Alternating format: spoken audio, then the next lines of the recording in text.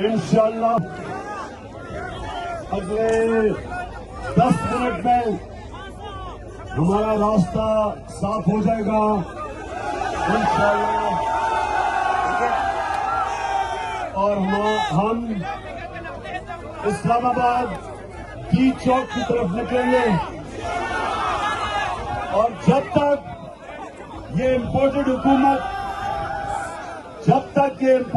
हुकूमत इलेक्शन का ऐलान नहीं करती, हम इंशाल्लाह डी चौक पे बैठे रहेंगे।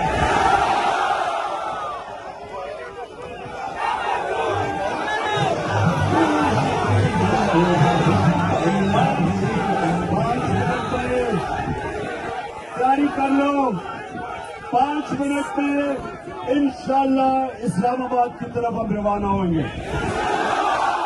सिर्फ एक सवाल, आप थक तो नहीं गए? स्टेमिना है और जुनून तो माशाल्लाह बहुत ज्यादा आपको, माशाल्लाह। और जिन जिन्होंने कंटेनर उठाए, खराज तहसील पेश करता हूं आपको।